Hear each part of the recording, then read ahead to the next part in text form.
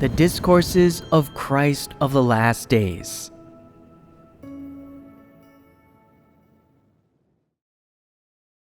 Only by resolving one's notions can one embark on the right track of belief in God. 3. Today, we continue to fellowship about the issue of notions. We've previously fellowshipped this issue twice, and today, we will fellowship it once more to conclude. Regarding what was fellowshipped before, you should communicate among yourselves afterward, and then ponder and experience these things bit by bit. These topics can't be fully comprehended in just a day or two. One can only gradually come to understand them by experiencing and feeling them out in life. What you can now bring forth based on memory alone is merely rote learning. Eating and drinking God's words requires experience. Only after undergoing real-life experience for some time can one have genuine understanding and appreciation. People's notions mainly consist of their notions about God and God's work. These two types of notions most affect people's pursuit, the way they view matters, their understanding of and attitude toward God, and even more so, the path they walk in believing in God, as well as the direction and objectives they choose for their lives. From our previous two fellowships, can you now define exactly what is meant by notions? Imaginings about belief in God are a type of notion. These imaginings are primarily manifested in some superficial behaviors in people's speech and conduct, as well as details of their daily life, such as eating, clothing, housing, and transport. This is the most elementary level. Going a step further, there are some imaginings about one's pursuit in believing in God and the path one walks in doing so, as well as some of people's demands, imaginings, and misunderstandings involving God's work. What do these misunderstandings include? Why are they called misunderstandings? When we say misunderstanding, it's definitely not a proper thought. Rather, it is something that does not coincide with facts, is inconsistent with the truth, and incompatible with and contrary to God's work and God's disposition, or something of human will conceived out of people's notions, imaginings, and knowledge, having nothing whatsoever to do with God Himself or God's work. When these kinds of notions, imaginings, misunderstandings, and demands arise, it means that people's notions about God and God's work have reached their peak. What becomes of the relationship between people and God at this point? A barrier forms between them. There is a barrier between people and God. Is this a serious issue? When such a barrier is formed, it means people's notions and imaginings are very severe. When a barrier forms between people and God, it means they are dissatisfied with some of the things God has done. They no longer want to confide in God, treat God as God, or submit to God. They begin to question God's righteousness and disposition. What manifestations immediately follow this? Resistance. If people do not seek the truth, this misunderstanding not only creates a barrier in their hearts, but also immediately leads to resistance. Resistance to the truth, to God's words, and to God's sovereignty. They become dissatisfied with what God has done, saying, "What you're doing is inappropriate. I neither approve nor agree with it." The implicit message is, "I can't submit. This is my choice. I want to voice a dissenting view. I want to voice an opinion that is different from God's words, from the truth, and from God's demands." What kind of behavior is this? They are clamoring. Following resistance, clamor, and opposition arise. This is an escalation. When one's corrupt disposition takes charge, a single notion can create a barrier and misunderstandings between them and God. If this is not resolved promptly through seeking the truth, the barrier grows larger, becoming a thick wall. You no longer see God or His true existence, let alone His divine essence. You start to doubt whether the incarnated God is really God. You lose interest in eating and drinking the Word of God, and you no longer want to pray to God. In this way, your relationship with God becomes increasingly distant. Why can people exhibit such behaviors? Because they feel that what God has done has hurt their hearts, harmed their dignity, and humiliated their personhood. Is this really the case? No, What's actually going on then? it's because people's desires have not been satisfied, and the situation they've encountered has touched upon their own interests. It is because people have a corrupt disposition. When their extravagant desires are not instantly met, they become resistant to God and extremely dissatisfied that He has worked in a way that does not align with human notions. They do not admit, nor do they accept, that what God is doing is the truth, is God's love, and is for the purpose of saving people. They develop notions and misunderstandings about what God has done, which means their corrupt disposition is in control. After these barriers arise, what are the manifestations of all kinds of corrupt dispositions that people reveal when they live by notions? They do not seek, wait, or submit, much less do they fear God or repent. They first scrutinize and judge, and then they condemn, and finally comes the resistance.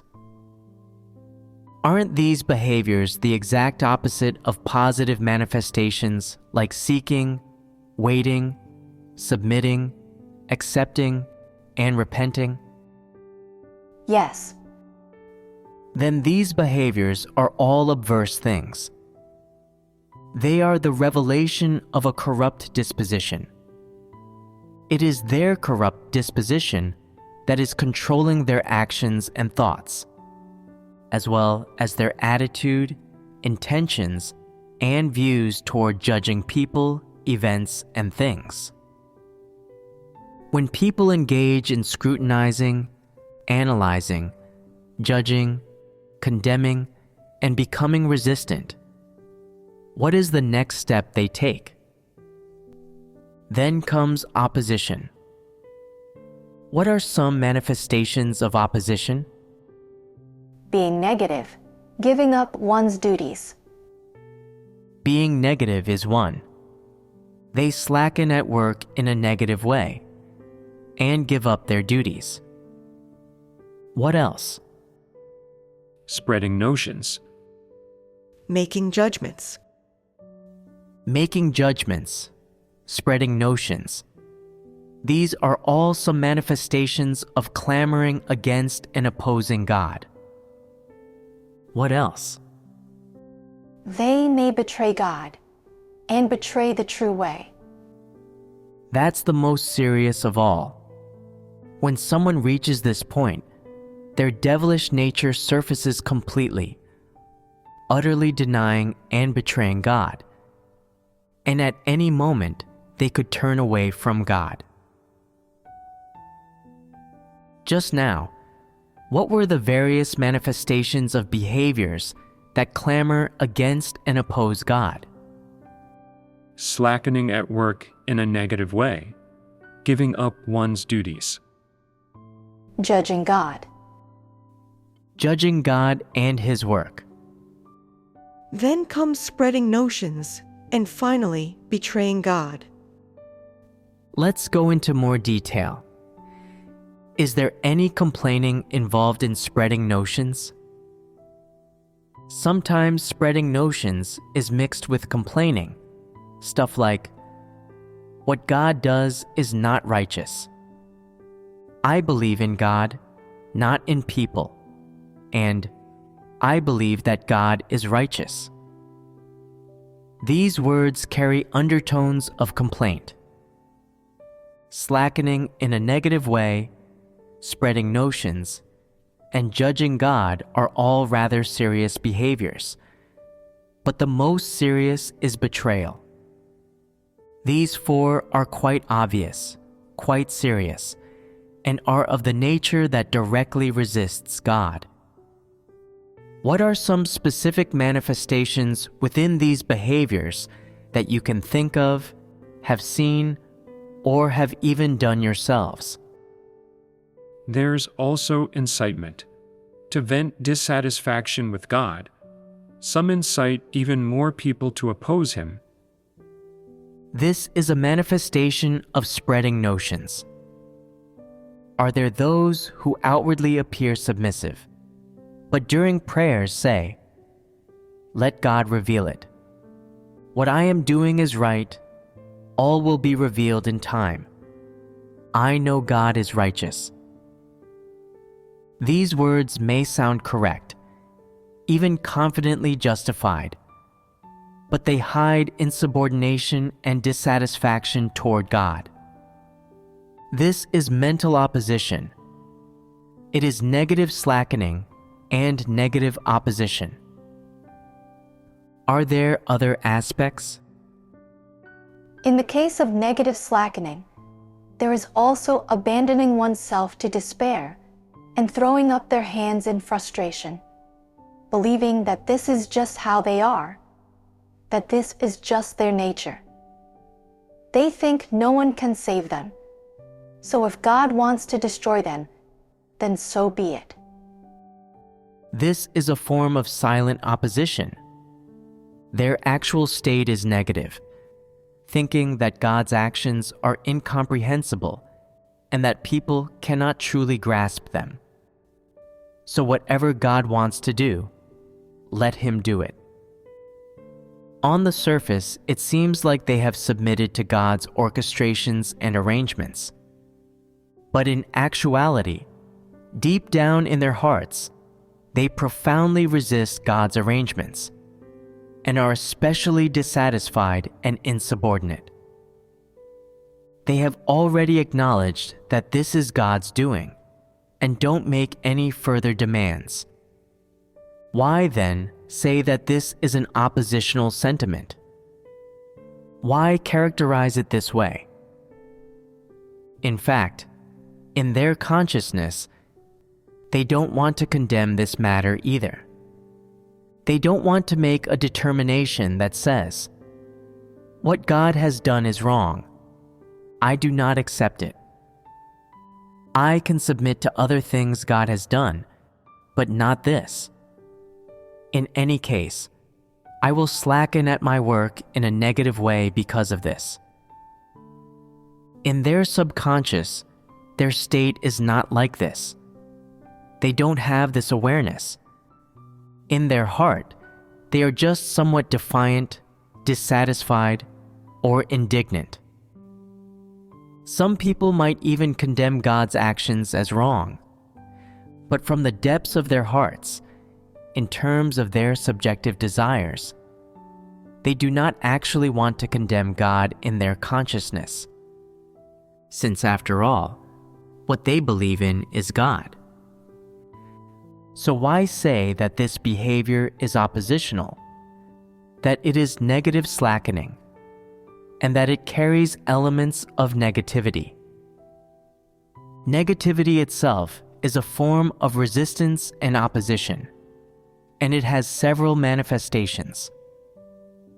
Firstly, when people develop states like giving up in despair and slackening in a negative way, can they be aware in their hearts that these states are wrong? Everyone can be aware of this, except those who have believed for only 2 or 3 years and rarely hear sermons. They don't understand these matters.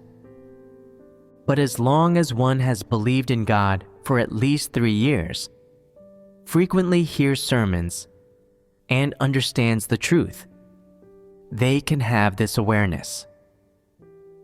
When people realize that such states are wrong, what should they do to avoid being oppositional? First, they must seek. Seek what?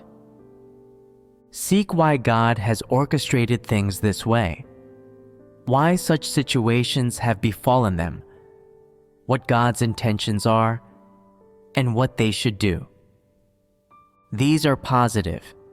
These are the manifestations people should have. What else? Accept, submit, and let go of one's own ideas. Is it easy to let go of your own ideas? No, If you think you're right, you won't be able to let go of them. To reach the point of letting go, there are steps involved. So what practices are most appropriate and suitable for this? Prayer. If your prayer consists of only a few hollow sentences, and you're just going through the motions, the problem won't be solved. You pray, "Oh God, I wish to submit. Please arrange and orchestrate my circumstances such that I can submit. If I still cannot submit, then correct me." Does uttering a few empty sentences like this make your wrong state change? It doesn't change it at all. You need a method of practice to effect a turnaround. So, how can you practice to turn things around? one should actively seek God's intentions. Internally, admit that God is right and they are wrong, and be able to deny themselves. These are 2 methods of practice: actively seeking God's intentions, and internally admitting God is right and oneself is wrong. Both of these methods are quite good. They both say the right things, but one is most practical. Which one is practical? Which is empty talk? Actively seeking God's intentions is practical. Often, God will not directly tell you His intentions. Furthermore, He will not suddenly shine a light of understanding on you. Nor will He lead you to precisely eat and drink the relevant words of God that you should understand. These methods are all too unrealistic for people. So, can this approach of actively seeking God's intentions be effective for you? An effective method is the best method. It is the most realistic and practical method. An ineffective method, no matter how good it sounds, is theoretical and only stays at the level of words and does not yield results. So, which one is practical? The second one, admitting that God is the truth and oneself is wrong. Right. Admitting your mistakes. This is having reason. Some people say they don't realize they are wrong. In this case, you should be reasonable and able to let go of and deny yourself. Some people say, "I used to think I was right, and I still think so now." Moreover, many people approve of and agree with me, and I don't feel any reproach in my heart. Besides, my intention is right, so how can I be wrong?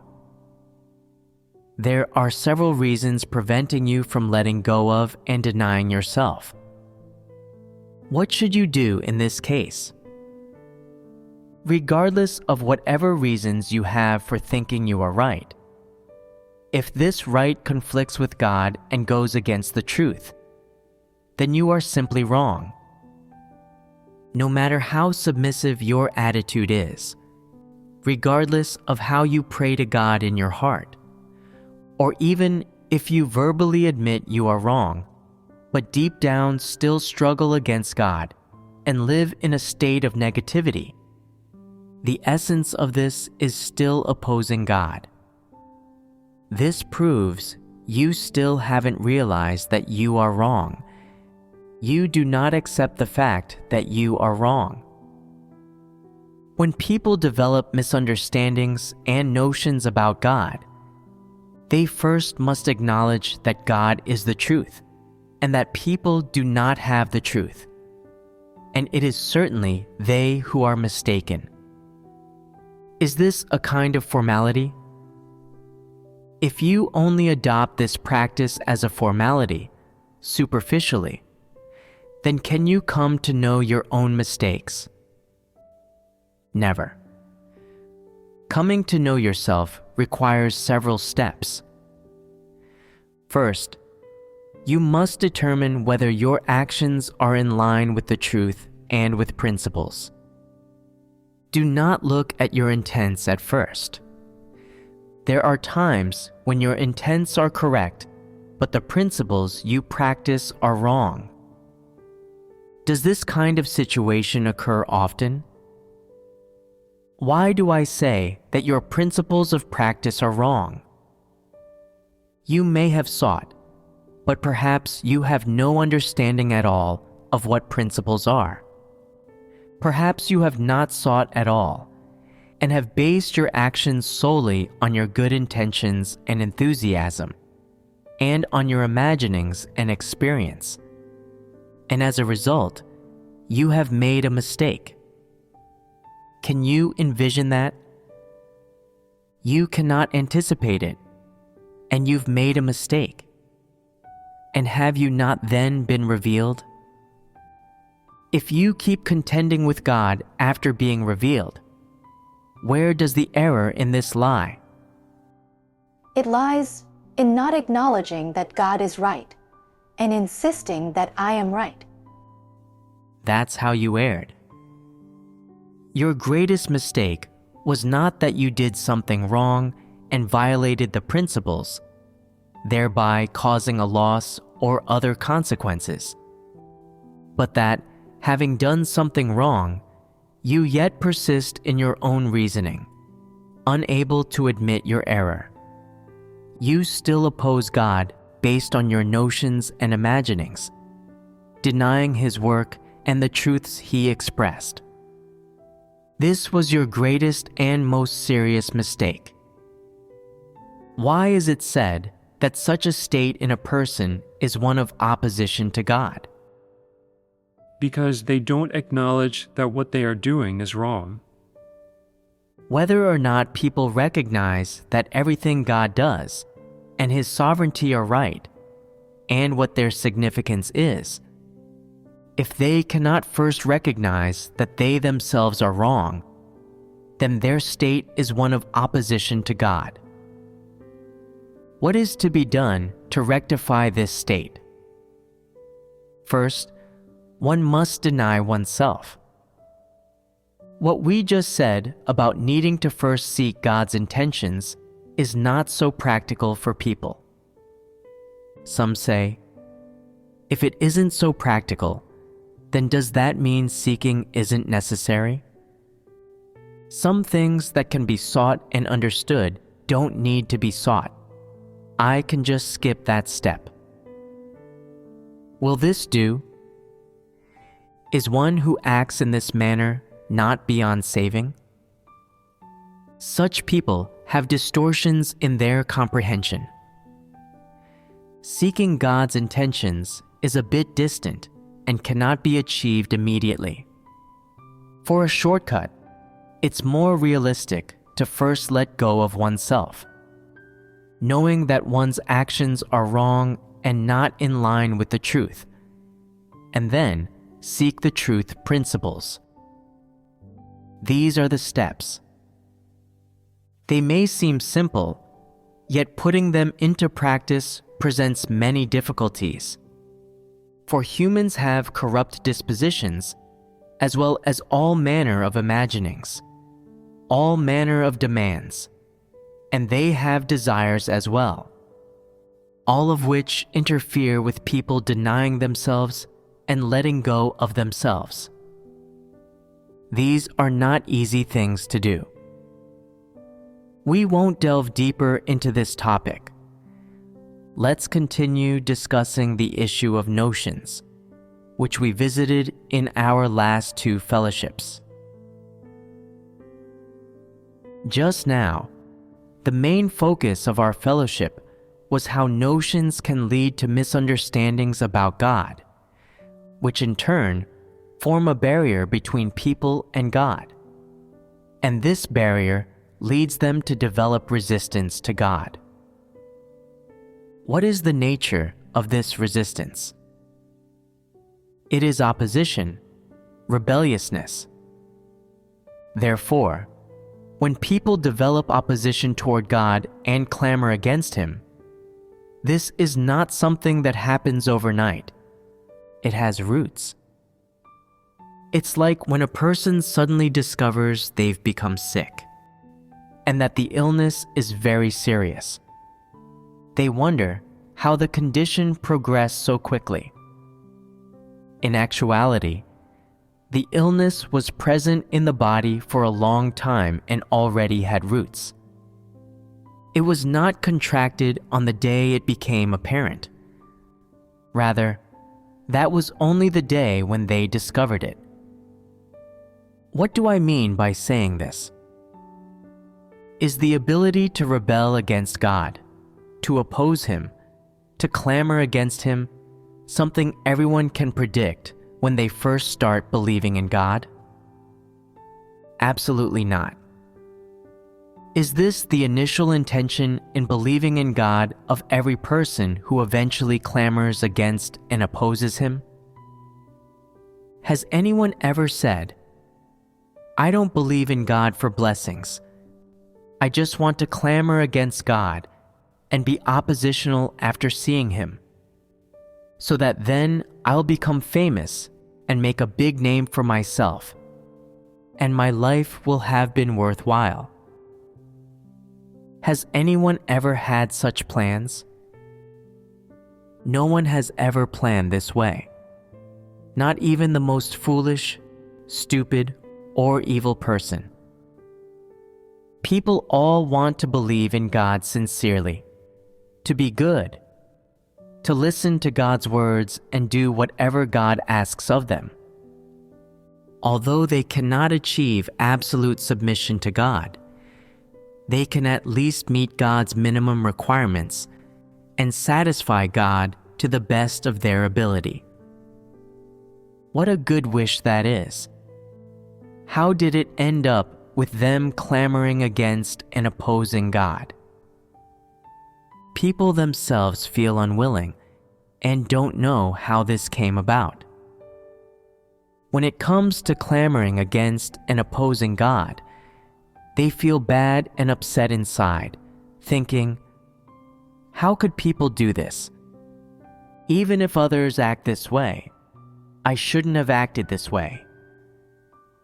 It's just like Peter said, "Though all men shall be offended because of you, yet will I never be offended." The words Peter spoke came from his heart, but his behavior could not live up to his wishes and aspirations. Human weakness is something people themselves cannot anticipate. When some situation actually befalls them, their corruption is exposed. One's nature essence and corrupt disposition can control and dictate their thoughts and behavior. With a corrupt disposition, various notions can arise, along with different desires and demands, leading to all kinds of rebellious behavior. This directly impacts one's relationship with God and directly influences one's life entry and dispositional transformation. These are not people's intentions when they first set out to believe in God, nor are they what people are willing and hoping to do in their hearts.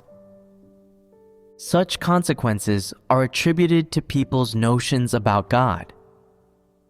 If these notions are not resolved, one's prospects, fate, and destination may all become problematic.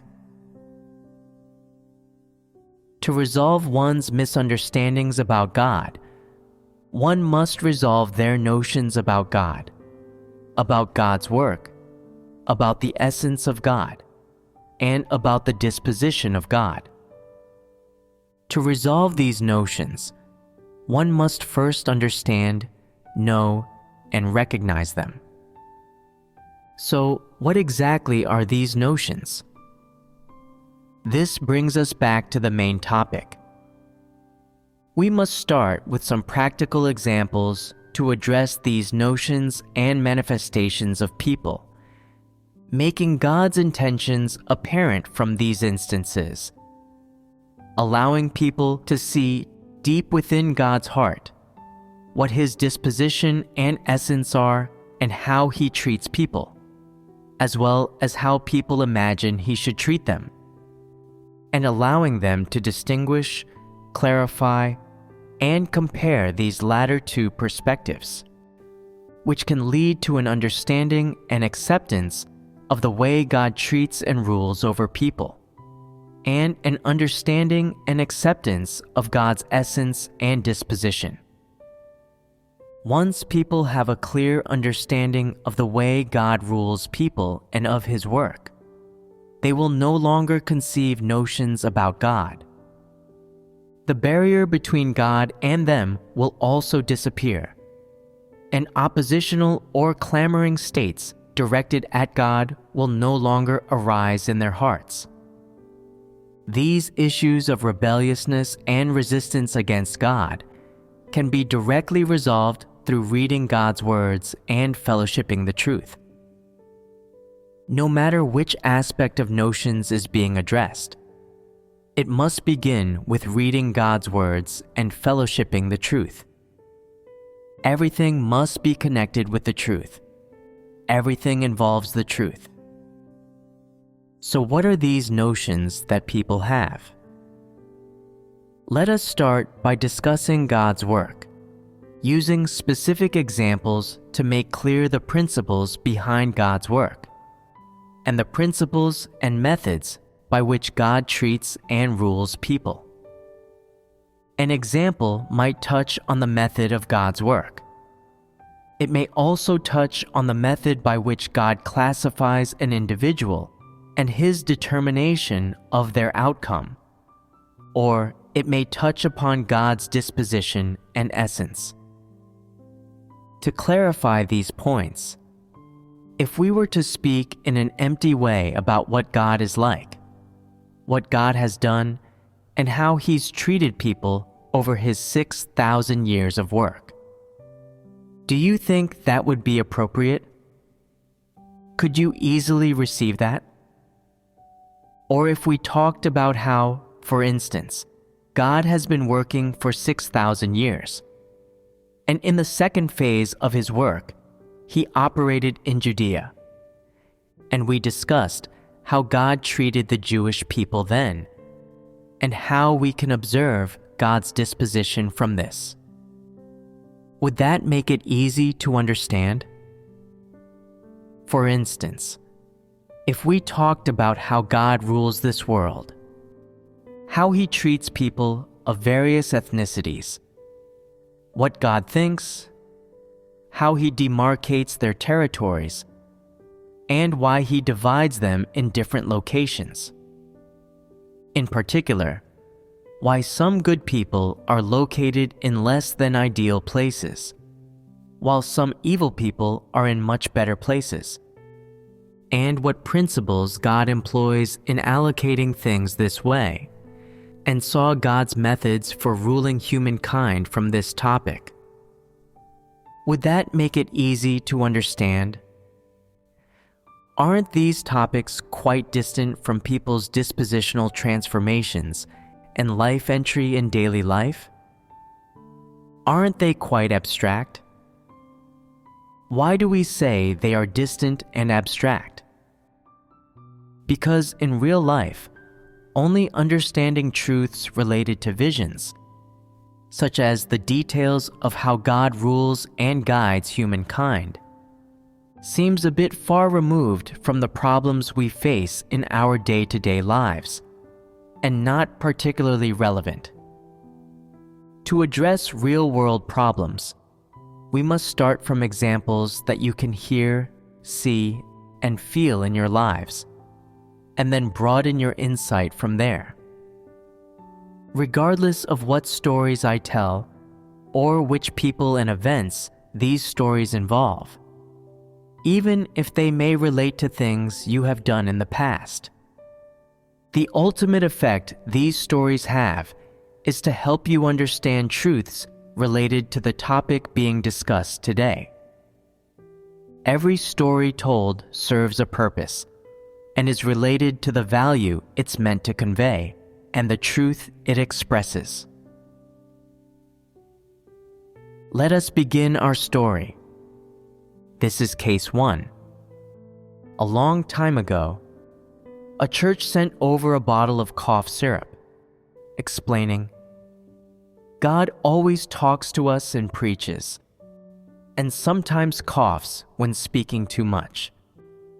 To make God's preaching smoother and to reduce coughing, we're sending some cough syrup." When the bottle arrived, a man saw it and said, "This is said to be cough syrup, but who knows what it really treats? We can't just give it to God to drink. It might be harmful. This is medicine. Every medicine has some toxins. There could be side effects for drinking it." Those who heard him thought, "He's being quite considerate. Well, we can't give it to God then. At the time, I didn't need it, so I thought to keep it for later, and the matter was left at that." But does the story end here? No. The story of this medicine began that day. One day, someone discovered that this same man had been drinking the cough syrup himself, and by the time he was discovered, only half of it remained. What happened next can be easily guessed. He finished it all. That's the story itself. Ponder what this has to do with the notions that we're discussing today. First of all, tell me, does the story shock you, trigger you? Yes. What are your thoughts after hearing it?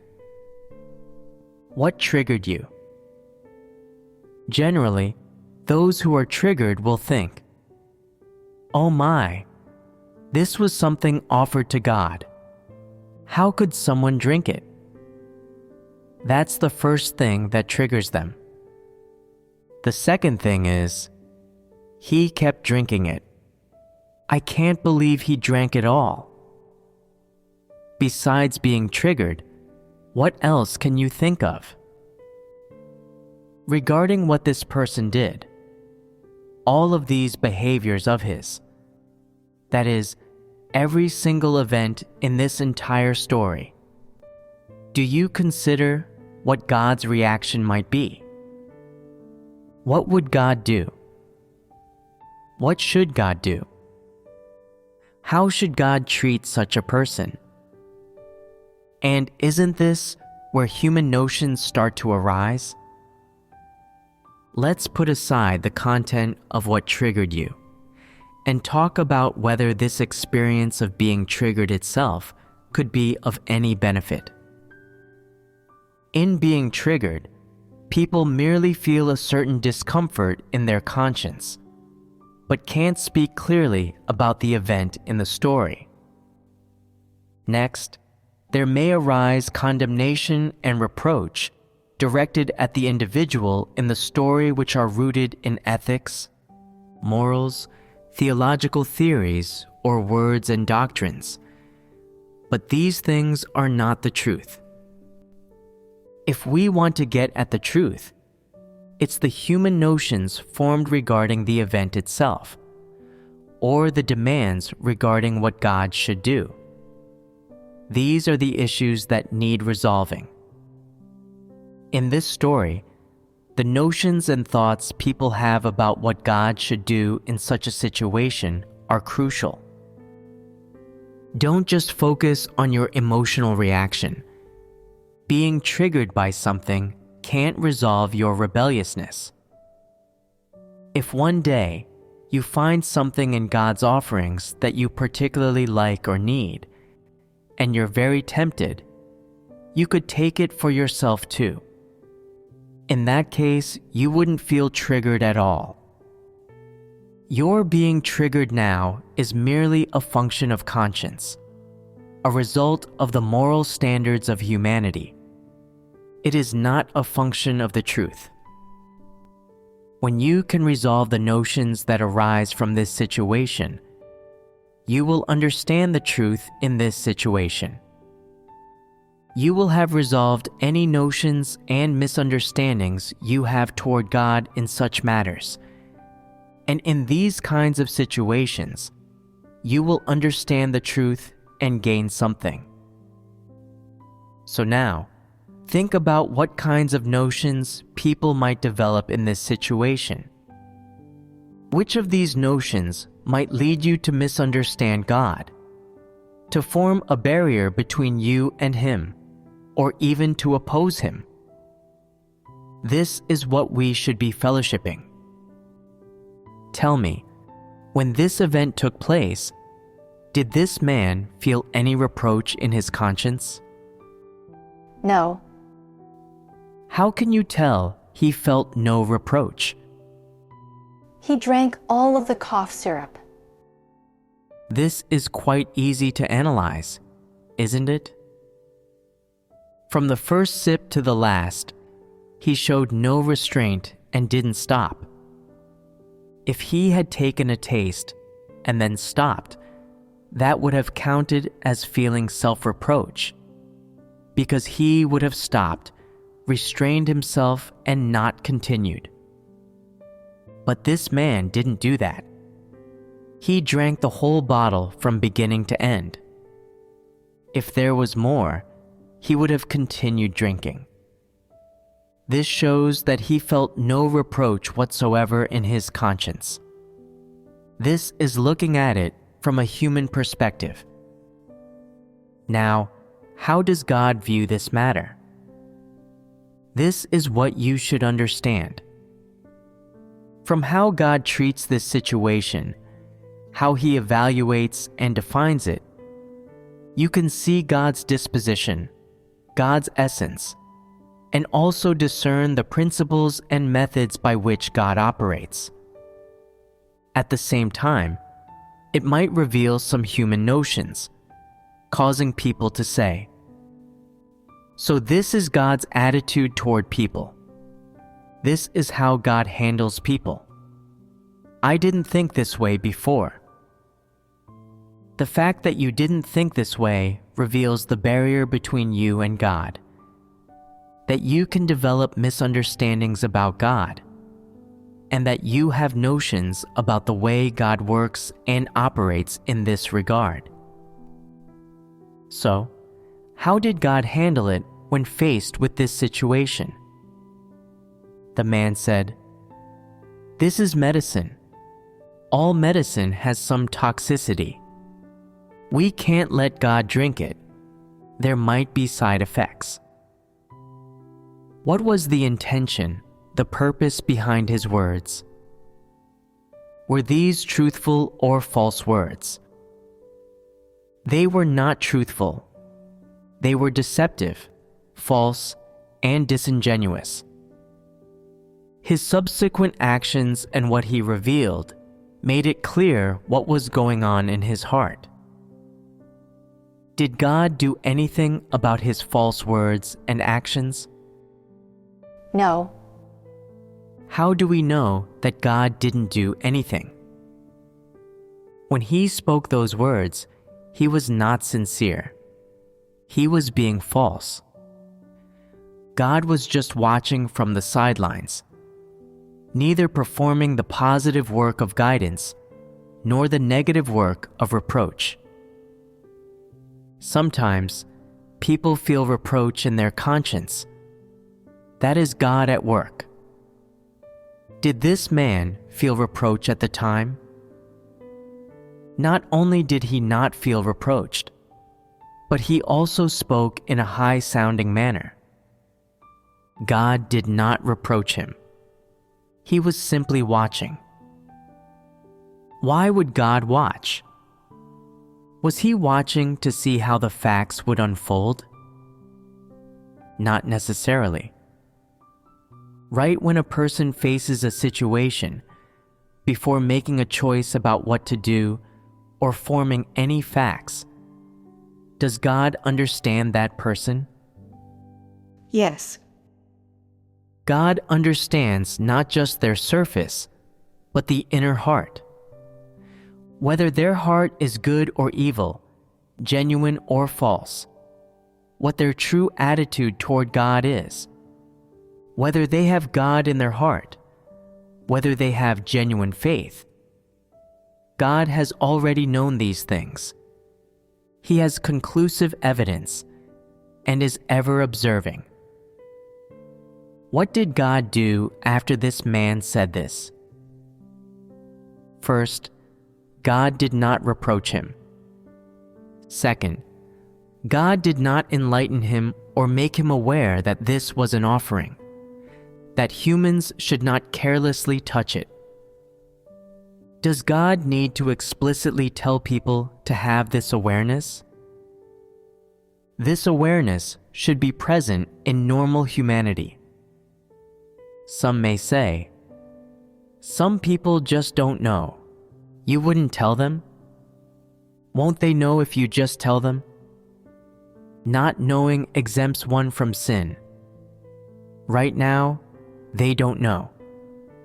If they knew, they wouldn't have made this mistake, right? Wouldn't this be protecting them? Did God act this way? No. Why didn't God act this way? On one hand, that man should have known the concept that this is an offering to God. Humans cannot touch it. On the other, if he didn't know, why didn't God tell him? Why didn't God make him aware to prevent him from doing such a thing and facing such consequences? Wouldn't telling him better reveal God's sincerity in saving people? Wouldn't it better reveal God's love? So why didn't God do this? God wanted to reveal him. Yes, God wanted to reveal him.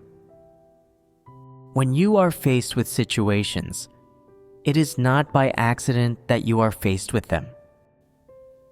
A certain situation could mean your salvation, or it could mean your destruction.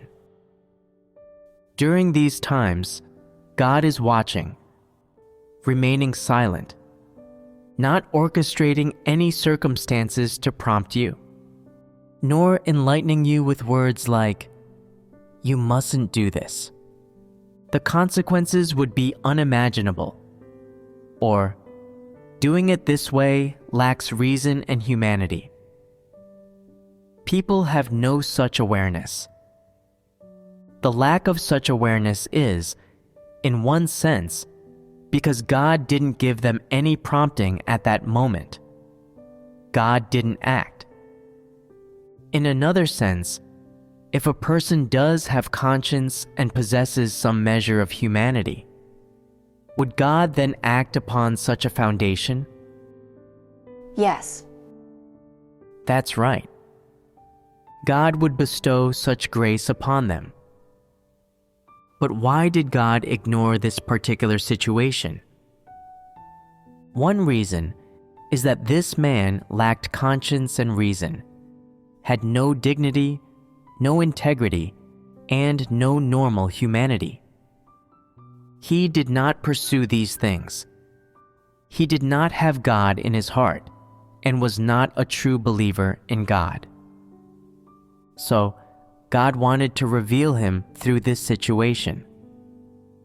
Sometimes God revealing someone is a form of salvation, and sometimes it is not. God intentionally acts this way. If you are someone with conscience and reason, God's revealing you serves as a trial and a form of salvation. But if you lack conscience and reason, God's revealing you will mean being eliminated and destroyed. So, looking at it now, what did it mean for God to reveal this man? It meant being eliminated. It was not a blessing, but a curse. Some people say, "He made such a big mistake, and it's quite shameful."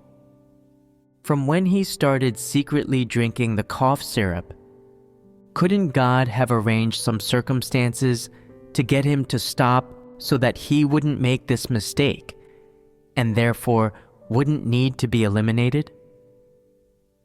Is this what God did? No.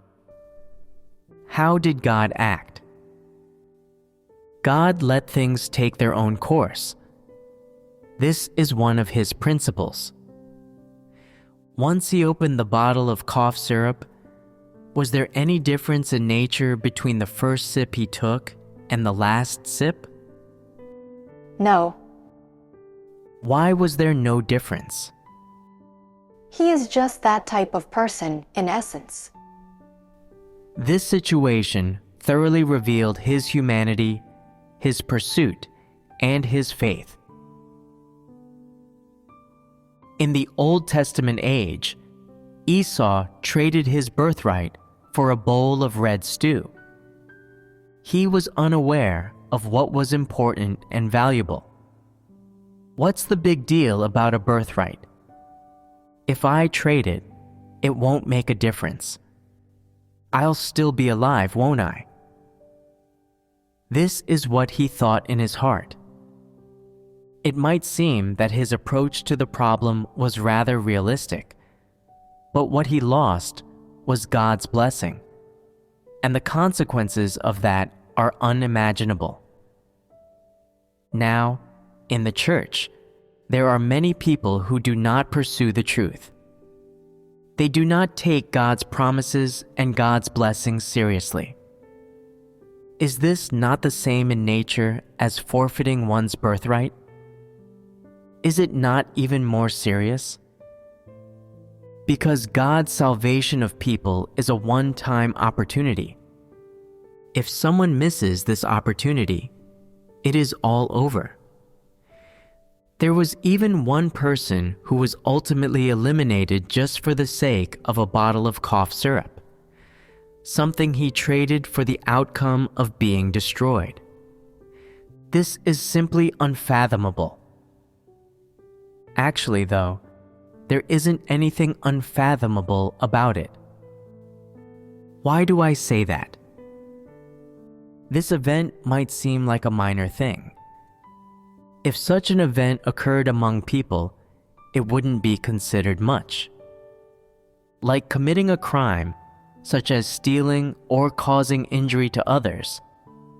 At most, you'd be punished after death and then be reborn as a human through several cycles of reincarnation. It wouldn't matter much. But is the situation I'm talking about now as simple as this? Why do we say it isn't simple? Why is this situation worth discussing? Let's start with this bottle of cough syrup. Actually, this bottle of cough syrup was not something of great value. But once it was offered up to God, its essence changed. It became an offering. Some people say, offerings are consecrated. Offerings do not belong to people. People should not touch offerings. Saying this is also correct. What is an offering? An offering is something a person devotes to God. No matter what it is, such things are all referred to as offerings. Since they belong to God, they no longer belong to man. Whatever is devoted to God, be it money or material things, and whatever its value, belongs entirely to God and is not at man's disposal, nor is it his to use. How might God's offerings be conceptualized? They belong to God. Only He may dispose of them, and prior to obtaining His approval, none may touch those things or have designs on them. There are those who say, if God isn't using something, why aren't we allowed to use it? If it were to go bad after a while, wouldn't that be a shame? No, not even then. This is a principle. Offerings are things that belong to God, not to man, big or small, and whether or not they are valuable, once man has devoted them to God, their essence has changed, regardless of whether God wants them. Once a thing has become an offering, it is among the possessions of the Creator and at His disposal. What does the way one treats offerings involve? It involves one's attitude toward God. If a person's attitude toward God is one of impertinence and disdain, and of insouciance, then that person's attitude toward all the things God owns will certainly be likewise. There are some who say, some offerings have no one looking after them. Doesn't that mean they belong to whoever is in possession of them? Whether or not anyone knows it, it's finders, keepers. Whoever gets his hands on those things is their owner. What do you think of that view? Quite clearly, it is incorrect. What is God's attitude toward offerings? No matter what is offered to God, and whether or not He accepts it, once something has been designated as an offering, any person with further designs on it may wind up stepping on a landmine. What does this mean? It means offending God's disposition. That's right. You all know this concept, but why don't you recognize the essence of this matter? So, what does this matter tell people? It tells them that God's disposition brooks no offenses by humans, and that they are not to fiddle with His things. God's offerings, for instance, if a person were to take them as their own, or to waste and squander them, then they would be liable to offend God's disposition and be punished. God's fury has its principles. It is not as people imagine it, with God lashing out at anyone who makes a mistake. Rather, God's fury is triggered when someone offends God in crucial, important matters, especially when it comes to treating God's incarnation and God's offerings. people must demonstrate caution and have a God-fearing heart. Only in this way can they be sure not to offend God's disposition. Some people have faith in their belief in God and are able to expend themselves and pay the price, performing well in all aspects except for one. Seeing the abundant resources in God's house, and knowing that God's chosen people offer not just money, but also food, clothing, and various medicines, among other things, such a person thinks, God's chosen people offer so many things to God, and God alone can't use all of this. Although some are needed for spreading the gospel, it still won't all be used. How should these items be handled? Perhaps the leaders and workers ought to share in some of it. He becomes anxious and agitated about this issue, feeling a burden inside, and begins to ponder, now that I am in charge of these items, I should use some.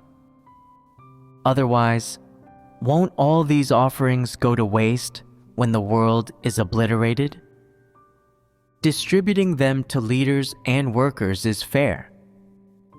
Everyone in God's house is equal. Since we have dedicated ourselves to God, then God's things are also ours, and ours are God's. It's not a big deal if I enjoy some of God's offerings. It's part of God's blessing anyway. I might as well just go ahead and use some. With such thoughts, he becomes tempted. His desires inflate bit by bit, and he begins to covet the offerings, starting to take items without feeling any reproach in his heart. He thinks no one will know, and comforts himself by saying, I've expended myself for God. Enjoying some offerings isn't a big deal. Even if God knows, He will forgive me. I'll just enjoy some now. As a result, he starts to steal the offerings, offending God's disposition. On the surface, he finds many excuses for himself, such as, these things will go bad after a while if they're not consumed. God alone can't use all of these, and if they were distributed evenly, there would be too many people and not enough to go around. Why don't I manage it?